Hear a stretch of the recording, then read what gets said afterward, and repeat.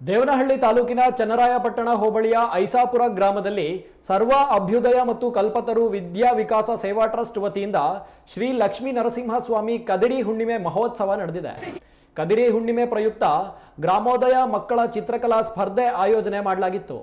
ಈ ವೇಳೆಯಲ್ಲಿ ಮುಖಂಡರಾದ ಪ್ರಸಾದ್ ಕುಮಾರ್ ಮಾತನಾಡಿ, ಮಕ್ಕಳಲ್ಲಿ ಕ್ರೀಡೆ, ನೃತ್ಯ, ಸಾಹಸ, ಕಲೆ ಸೇರಿದಂತೆ ಮಕ್ಕಳಲ್ಲಿ ಸಾಕಷ್ಟು ಪ್ರತಿಭೆಗಳು ಅಡಗಿರುತ್ತವೆ.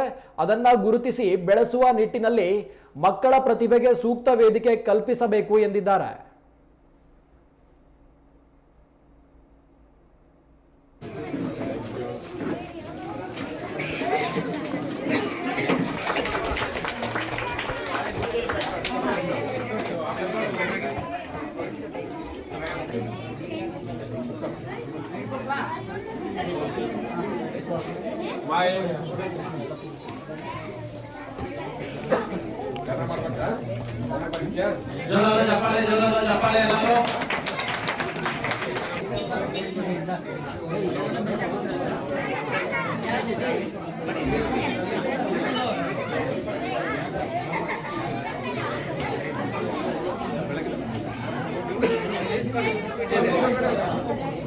ಹೋಯ್ತಪ್ಪ ಊರಿನ ಮುಖಂಡರಿಂದ ಈಗ ಈ ದಾಖಲೆ ಸ್ಪರ್ಧೆಗೆ ಚಾಲನೆ.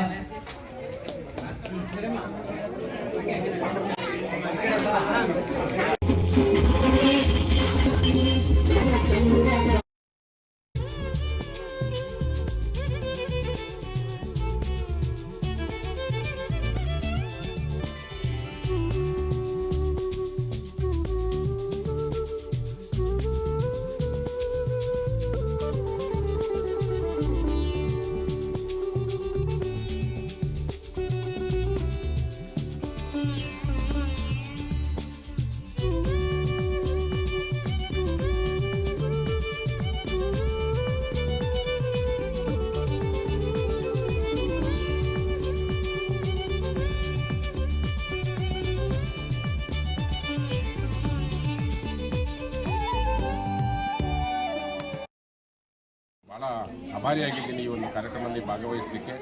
ಸೊ ಇದು ಮುಂದುವರಿಲಿ, ಇನ್ನೂ ಹೆಚ್ಚಿನ ರೀತಿಯಲ್ಲಿ ಈ ಕೆಲಸಗಳು ಆಗಲಿ ಅಂಥೇಳಿ ನಾನು ಎಲ್ಲ ಒಂದು ಸಂಘದ ಪದಾಧಿಕಾರಿಗಳನ್ನ ಅಭಿನಂದಿಸ್ತಿದ್ದೀನಿ.